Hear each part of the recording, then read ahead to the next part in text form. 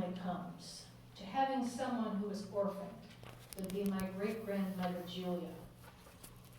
The family story says that when she was young, about 5 years old or so, her mother was dying.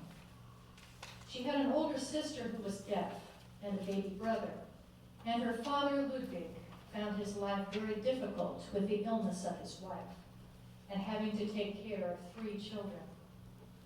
So somehow, after her mother's death, the decision was made to give her away. Those were the words my mom and grandpa always used, give her away. When my mother started doing our family genealogy, she found that the last name we had always assumed was Julia's birth name was wrong. It wasn't Hansen, it was Jensen. And with that discovery, Mom was able to trace her family back to Denmark. And more than that, she found some stories of the grandmother she never knew, who died of cancer 14 years before Mom was born.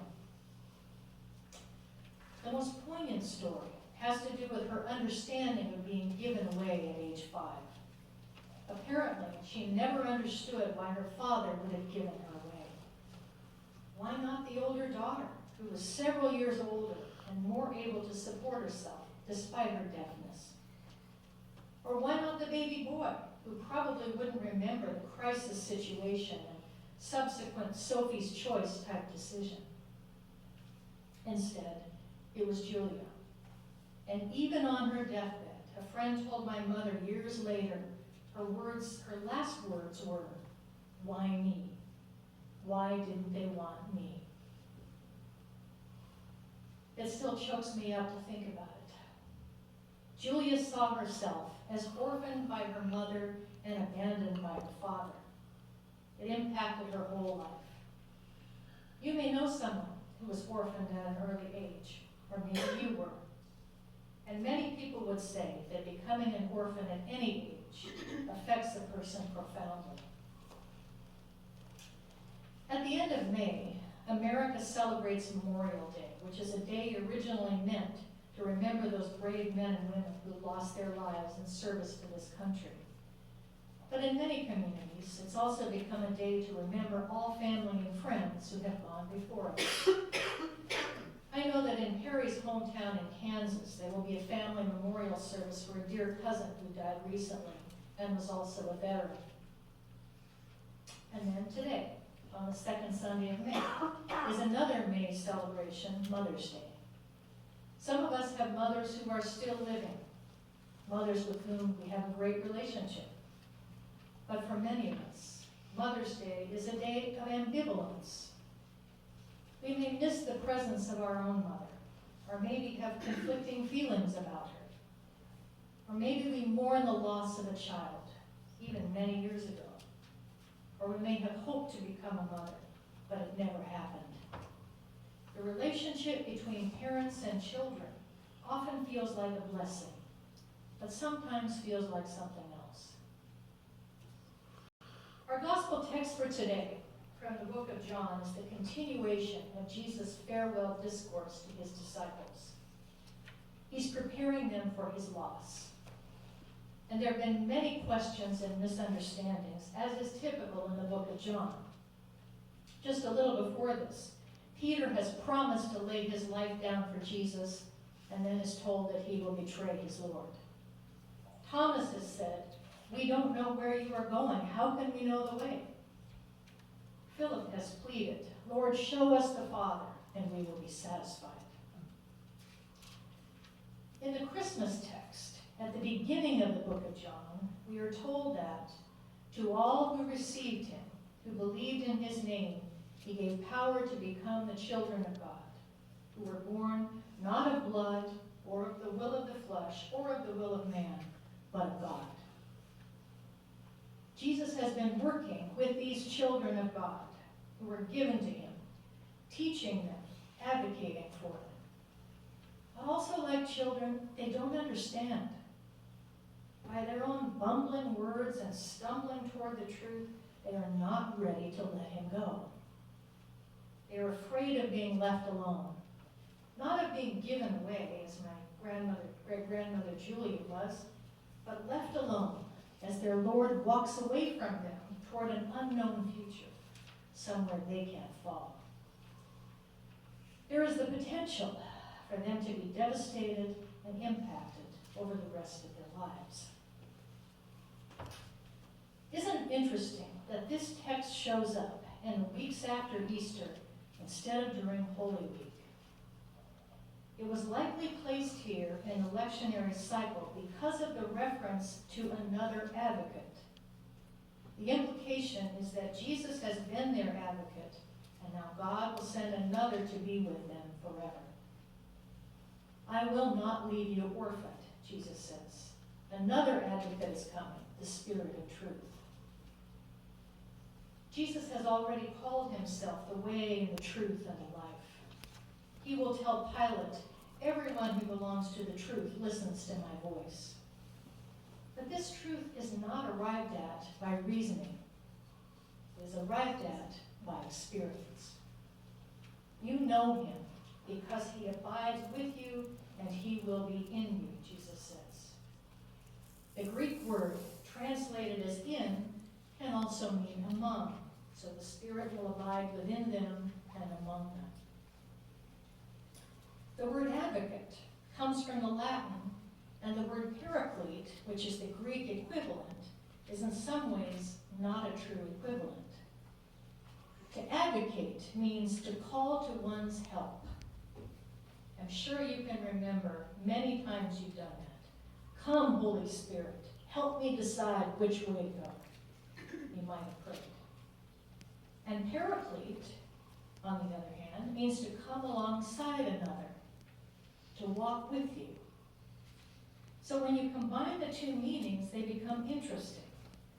Come to help me and be alongside me, they say. And maybe even more simplified, come by here. You know a song that has those words, come by here? Those are the English words to the Swahili song, Kumbaya. You know that song? First verse goes, Kumbaya, my Lord, Kumbaya. Kumbaya, my Lord, Kumbaya. Kumbaya, my Lord, Kumbaya. Oh Lord, Kumbaya. It's very simple. We often learn it as children. There are other verses like someone's crying, someone's praying, someone's singing. People often sing in an a cappella harmony.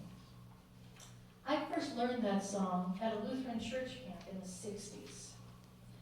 Kids who go to church camp these days may learn that song. I hope they do. But our larger culture has become more cynical. Someone's having a kumbaya moment, people might say, when they want to make fun of people hugging or feeling emotional together about something. But kumbaya means two very important things for us.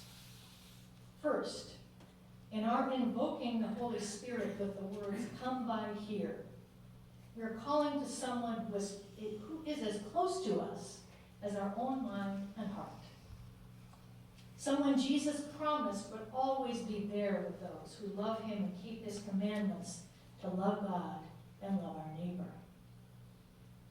A person who consoles, encourages, inspires, and as Lutherans we believe makes it possible to love and serve God and these others who often seem so unlovable. A parent, mother or father, because both male and female imagery is used to describe the Spirit. A parent because we are not orphaned. Jesus died, was resurrected, and went back to God. The incarnation of God with us, that was Jesus of Nazareth, is over. But we are not orphaned. Theologian Sandra Schneiders describes it this way. The Spirit will be the interior presence of Jesus within his disciples, maintaining their union with him, leading them moment by moment as they are able to bear it into all truth and uniting them to the Father. And second, in calling to the Spirit, come by here, it is implied that we are moving. Like other living things, we're always moving, growing, and changing. As Christians, whenever we travel from place to place, we are Christ's body in those places, and the Holy Spirit is with us.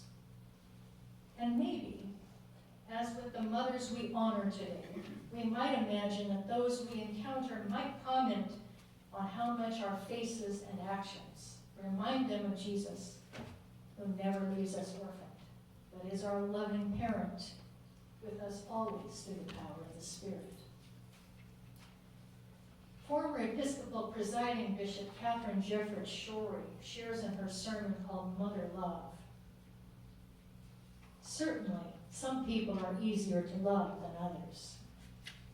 Loving one another doesn't mean we have to like everyone, but it does imply treating everyone with dignity, looking for ways to liberate ourselves and others for greater life. And it means continuing in relationship even when we disagree about almost everything. It also means continuing to expand the guest list, looking for those who haven't enjoyed enough love. God knows that's what's behind most forms of violence. People who live in fear, who haven't known the kind of love that obliterates fear. Every separation, war, aggression, even road rage is about the absence of love. She continues, in the midst of the disciples' fear and resistance, what does Jesus say? Love one another as I have loved you. Befriend the stranger. Engage your enemy in love. Challenge the unlovable. Go hunting for the unloved. I wish I had known my great-grandmother Julia, who felt abandoned and unloved most of her life. I know that she also was not orphaned by her Lord. If you feel orphaned at times, or as you remember this Mother's Day or Memorial Day, those you have lost, please remember, you have one who comes to help you and be alongside you, as close as a loving parent and as challenging, that you might become the best and most loving child of God that you can be. Come by here, Lord.